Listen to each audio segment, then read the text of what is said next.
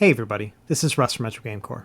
So over the past several months, I've done a bunch of videos talking about different devices that you could plug into your TV. And the reason behind most of these videos is because I'm on a little bit of a quest. And the goal of this quest is to find a device that I can plug into my TV and comfortably play a bunch of retro games from my couch. I've tried everything from the Super Console X boxes, to creating my own Android TV box with something like the HK1 box, and I even stepped up the game to try things like the Super Console X King, and even a Super Console X Mini PC. But I get a lot of feedback from people that say, you should try the NVIDIA Shield TV instead.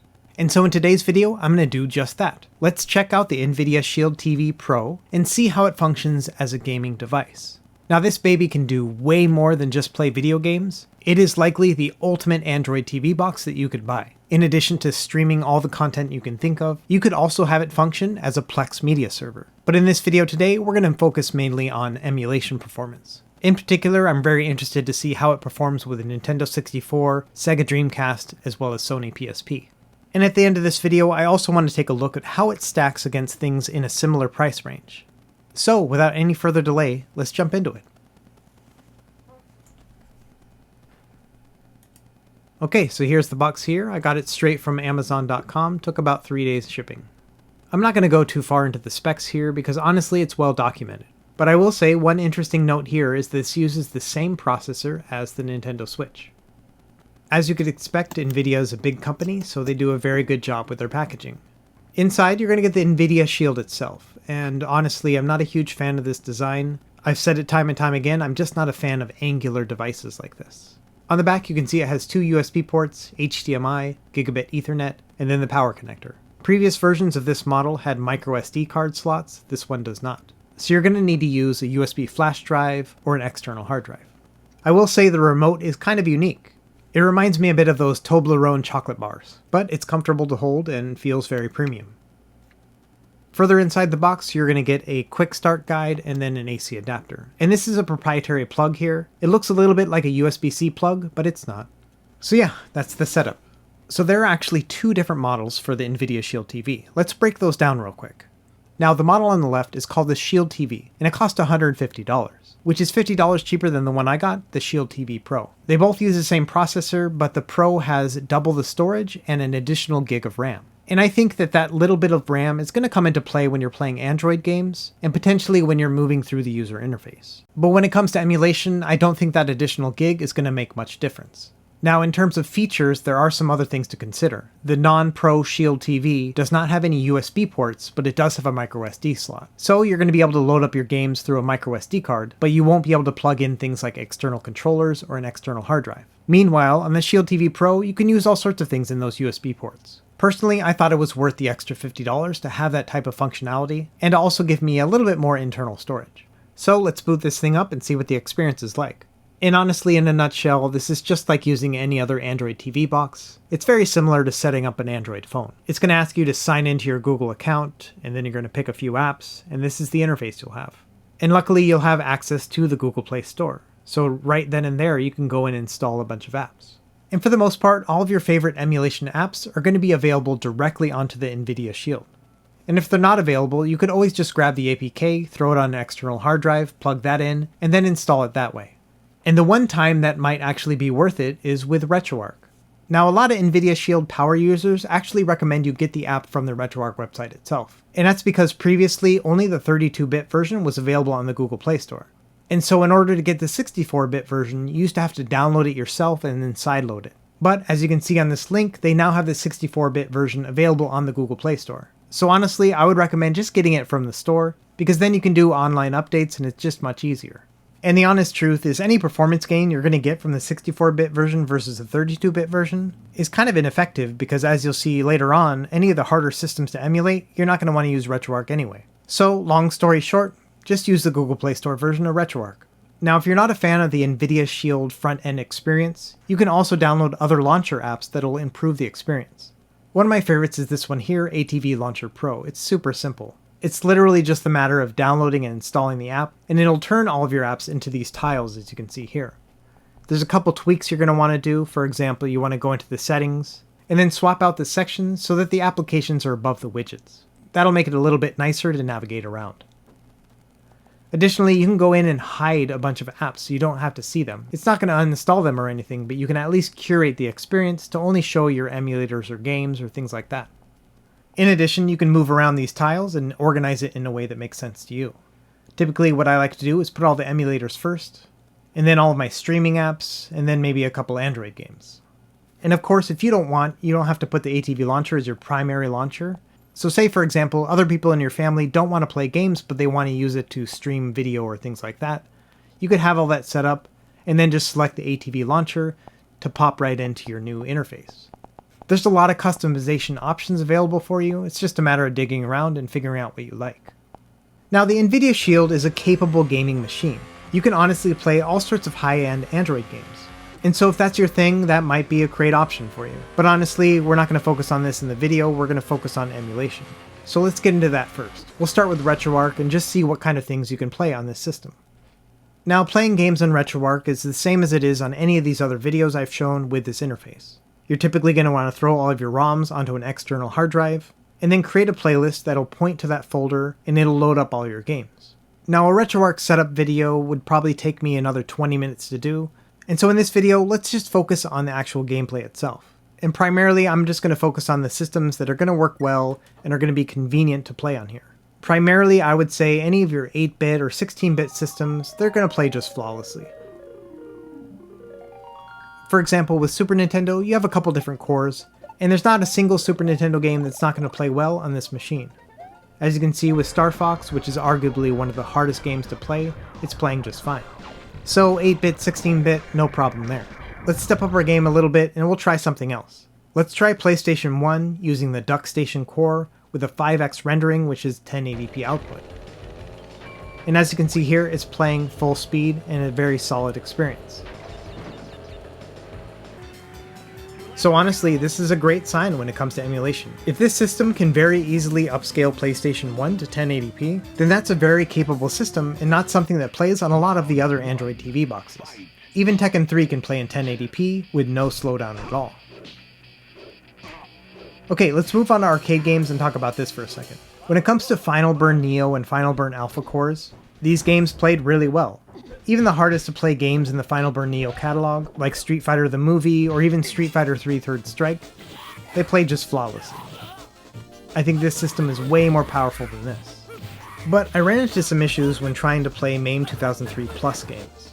As you can see here, just loading any game would crash the app. And I'm really not sure what's going on because this is the same MAME 2003 Plus ROM set that I use for anything else. So it may just be a bug with the current version of RetroArch, but either way I decided to investigate. So the next thing I tried is some of the MAME 2010 ROMs with that core. And as you can see here, it's unplayably slow. We're getting something like 9 frames per second.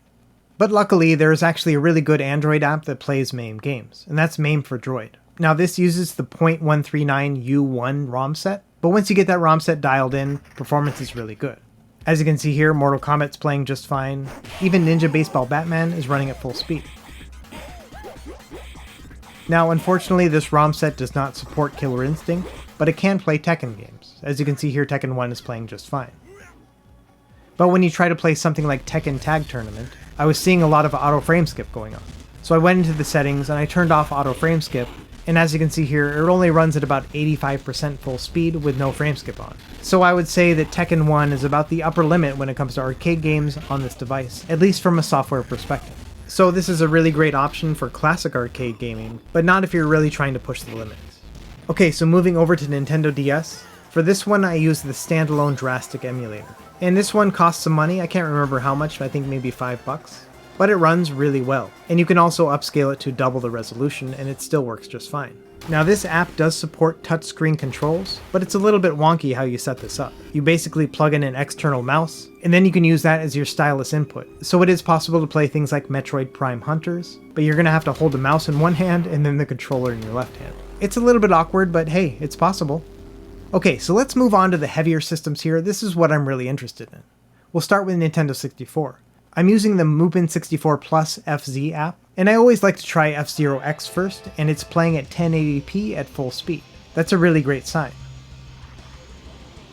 One of the biggest strengths of this app is that it supports a number of emulation profiles. So if you boot up a game and it starts to look a little bit funky, on the fly you can just go ahead and change the emulation profile and find one that works. And after that, you can just go ahead and save that emulation profile specific to that game, and then you're going to be good to go. When it comes to gameplay, I was really impressed with the Nintendo 64. Just about everything I threw at it played at 1080p and at full speed. Now, you might see some graphical glitches depending on the emulation profile you use. But overall, there's enough settings tweaks that you can do that you can basically dial in almost every Nintendo 64 game to get really good performance. And even games like GoldenEye 007 play really well at 1080p. You'll see a couple dips in frame rate as you're playing, but overall this is one of the best experiences I've had with this game.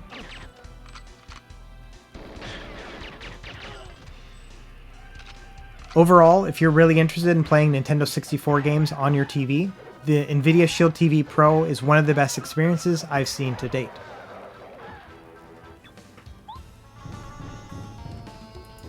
Okay, let's move on to another system. Let's try out Sega Saturn. Now, if you play this game at a native resolution, it's going to run at full speed, no problem. And I've mentioned it before, but I really like to play Sega Saturn at a native resolution. I feel like it better captures the time and date that the Sega Saturn was first released. But that being said, if you go into the standalone Yabasan emulator, you can upscale the image all the way up to 1080p and still get full speed gameplay. So no matter what your preference is when it comes to Sega Saturn, you're going to get some really excellent gameplay. Me personally, I'm going to keep it at that lower resolution, just because I like the way it looks. But I would just rest assured that Sega Saturn plays really well on the NVIDIA Shield TV. Okay, let's try Sega Dreamcast now. We're going to use the Redream standalone emulator. Now, in order to upscale the resolution, you do need to pay a pro fee, and I can't remember what it is, something like $5 or $6. But that'll give you the option to upgrade the resolution, and I recommend doing 1920 by 1440. And the performance on this is just about flawless. Just look at how smooth the gameplay is with Sonic Adventure 2. The moment I booted up this game, I honestly got super excited. Not because I actually enjoy this game, but just because I knew that really good gameplay for Sonic Adventure 2 is going to mean really great things for Dreamcast in general. So moving along in my testing, games like Marvel vs. Capcom 2 are playing just flawlessly. But the surprising piece is that some of the harder to play games like Dead or Alive 2 also had really great gameplay. And what I found in my testing is that NBA 2K2 is usually the hardest Dreamcast game to emulate, and as you can see here, it's playing very close to full speed. It dips down to something like 57 frames per second every once in a while, but honestly the gameplay experience is very smooth. Overall, just like with Nintendo 64, Sega Dreamcast on the NVIDIA Shield TV is really good. And that's the exciting thing to me. That basically means we have 2 checks in the box already. One other quick tip is that if you search around, you can actually find Atomic Wave games that have been ported over to Sega Dreamcast, which means that you can just load them up here in Redream like you would any other Dreamcast game. So that'll give you really easy access to a lot of great arcade games. And as you can see here, Dolphin Blue plays really well. Okay, so we're 2 for 2 with these harder to run systems. Let's try the next one out, Sony PSP. And this is using the standalone PSP emulator. And loading up these games is super simple. You basically just throw them on an external hard drive, and then point the app to that location. And like with the others, PSP emulation is really good. I would say that you can comfortably use a 3x resolution, which is a 720p resolution, but I would also say the majority of games also run well with a 4x resolution. So it's going to be up to you. You can play through every game, make a specific save profile for each of these, and then figure out whether or not 3x resolution or 4x resolution is best for you. But either way, the flexibility is there, which is awesome. Even the medium to hard to play games like Outrun 2006 or Virtua Tennis World Tour play really well at 3x resolution.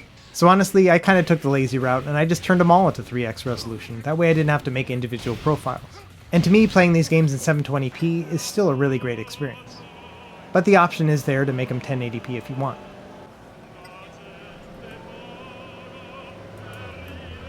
So let's talk about God of War now. This is always the hardest one to emulate on PSP. With a 3x resolution, you're going to get about 48 frames per second. You can definitely feel the slowdown. If you drop it down to a 2x resolution, you're going to see an uptick in game speed, but it's not too significant. You're probably going to get something like 55 frames per second max. So if you want fast gameplay, you're probably going to want to have to put on a frame skip of 1. And even at a 2x resolution with a frame skip of 1, this is still an enjoyable experience. But if you're looking for that pitch-perfect God of War gameplay, it looks like that's just the one thing that the NVIDIA Shield is not going to be able to offer. Okay, let's move on to another system now. Let's try the Nintendo 3DS. This is using the standalone Citra emulator, and performance is okay. I would say that Metroid Samus Returns is definitely playable. There's a little bit of slowdown here and there, but honestly, I was enjoying myself when I was testing this. So it's definitely an option if you really want to play this game on a TV. But to be honest, most 3DS games did not play at full speed, and Mario Kart 7 is a really good example. As you can see here, it is running unplayably slow. So I would just say in my assessment, there are a handful of 3DS games you can play, but for the most part, you're not going to be able to play these games on this device. Alright, one more system to test, let's try out Nintendo GameCube. Now, there are several different emulator options you have available. You can use just the regular one in the Google Play Store, but there are also different forks of Dolphin, like the MMJ version or the Ishiruka one. And I tried each of these and they have varying degrees of success. You'll be able to play some lightweight 2D games like Alien Hominid, no problem. But the moment you start trying to play anything that has any sort of 3D rendering, you typically are going to see some slowdown. For example, here's Soul Calibur 2 using the Google Play Store version of the Dolphin emulator. And I would expect something between 30 and 40 frames per second with this. Now the Ishiruka version is going to give you some improved gameplay, but really only between 40 and 50 frames per second. So you're honestly not going to see full speed gameplay. Even some of the easier to emulate games like Mario Kart Double Dash won't play at full speed. You'll get at max 50 frames per second on the regular Dolphin emulator. And if you use some of the forks, you will get better gameplay, maybe 57 frames per second, but not a full 60. It's really going to depend on what you can tolerate when it comes to slowdown with GameCube. And the higher end games like F-Zero GX are just completely unplayable. So honestly, GameCube is hit and miss, and I would say it's way more miss than hit. Like with the 3DS emulator, you're probably going to find a handful of games that'll play well, but I would not consider this to be a GameCube-friendly box. Okay, so in addition to Android gaming and emulation, the Shield TV can give you some other options when it comes to gaming. Most recently, the Google Stadia app now has an Android TV version. So if you have a Stadia collection, you're going to be able to plug directly into those games, and have immediate access to AAA games without having to install anything. Now I live in Hawaii, which does not have official support for Google Stadia, but even then I was able to play games like Destiny 2, and it was a really enjoyable experience. So if you don't own an Xbox or a PS4, but you want to have that console experience every once in a while, this NVIDIA Shield will give you that opportunity if you're willing to buy into the Google Stadia ecosystem. I'm not completely sold on this service yet, but at the same time I do love testing it. Now if you happen to have a PC, you could also stream some of those higher end emulators from your PC to the NVIDIA Shield. And you can do this any number of ways. You could use Moonlight, or you could use AMD Link like I'm using here. But this will give you that opportunity to stream directly from your PC. And the same goes with Steam Link, which also works on this device. So if you have some PC games that you'd rather play on your couch, this is also going to be a great option for you. Okay, so before we start wrapping up, I want to talk a little bit more about the user interface options you have available to you. In addition to something like the ATV launcher interface which you see here, you could also install a front-end app, something like the Reset Collection. And configuring this will take several minutes, but you can basically set it up to point to your ROMs directories, and then choose whatever app you want to launch it with. So for example, in my Nintendo catalog, I can set it to open up RetroArch. But then I can have a Dreamcast section, and then that's going to open up in the Redream emulator. So it kind of gives you that seamless emulation station style front end, so you can jump into your games that way if you'd like. And I plan on doing a dedicated video to this concept, but I just wanted to highlight that that is an option on this device. Okay, so now let's talk about whether or not the NVIDIA Shield TV is worth $150 to $200. And I think the best way to determine its worth is to look at some of the competitors that it has in the same price point. When it comes to Android TV boxes, its main competition is this device here. This is the B-Link GT King. And there's also a GT King Pro. And these cost somewhere around $150 to $200. And they are Android TV boxes that can also run Emulation from an SD card. And this device is capable of playing Nintendo 64 and Dreamcast up to 720p, but it can only generally run PSP at a 2x resolution, and you usually also have to use auto frame skip. That being said, the Emulation interface is much easier to navigate, and does give you a better user interface right out of the box. But in terms of performance, it's nowhere near what the NVIDIA Shield TV can do. Really, the next step that you can do is basically grabbing a mini PC and then installing something like Batocera on it. And I've demonstrated this opportunity in previous videos. And so something like this one here, which is the Chewy Larkbox Pro, costs about $200 itself, but after you install Batocera on it, you can use that as a dedicated emulation device. And performance on this is really good. I would expect to be able to play all the things that NVIDIA Shield can play, and GameCube gameplay is a little bit better on this one than it is on the Shield TV Pro. But that being said, downloading and installing Batocera onto a hard drive and then loading it up onto a PC and setting it up, it does take a little bit more work. I would say it's a nice weekend project. On the other hand, setting up the NVIDIA Shield TV is super easy. Plug in an external hard drive, install the apps from the Google Play Store, and then just sync everything together. In the end, I do think the NVIDIA Shield TV Pro does represent that middle ground when it comes to emulating things on your TV. The GT King and the GT King Pro does have the advantage of using Emulate, but the performance is drastically worse than the NVIDIA Shield TV for the same price. On the flip side, for the same price you could get a mini PC, but that's going to take a bit of configuration, and it doesn't have all the bells and whistles that the NVIDIA Shield TV has when it comes to streaming media and things like that.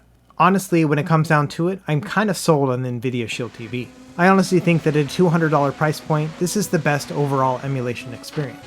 You're going to be able to play PlayStation 1, Nintendo 64, and Sega Dreamcast upscaled to at least 1080p with no problem whatsoever. In fact, these games play so well that the emulation performance is kind of an afterthought. It's just kind of given that all these games are going to play really well.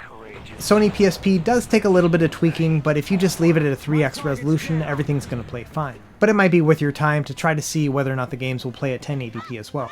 In the end, if you're a big fan of PSP, Nintendo 64, and Dreamcast, the NVIDIA Shield TV has the potential of checking all those boxes for you. And honestly, not a lot of other TV boxes can say the same. That being said, if you're not a fan of the Android interface, this may not be the system for you. So maybe my best way of summarizing this entire experience is just kind of giving you the proof in the pudding. And that is to say that after a couple months of owning this thing, this is actually the box that I have hooked up to my TV in the living room. You can see by all the scuff marks and things on it that it's gotten a lot of use. This is the device that my kids use to discover new Nintendo 64 games, or to wail on each other in Marvel vs. Capcom 2. And I think that says a lot because, to be honest, the other devices that I have mostly sit in a box and I pull them out when I need to do some testing. And so yeah, I think that's the endorsement that I'm looking for when it comes to the NVIDIA Shield TV, is the fact that of all the devices that I've tested, this is the one in my living room. And so at $200, I definitely think it's worth it. But I'm very interested to hear what you think in the comments below. Do you have one of these, or have you considered one, and do you love it or do you not? Anyway, that's it for this video. I hope you enjoyed it. As always, thanks for watching. Be sure to like and subscribe if you found this helpful, and we will see you next time. Happy gaming.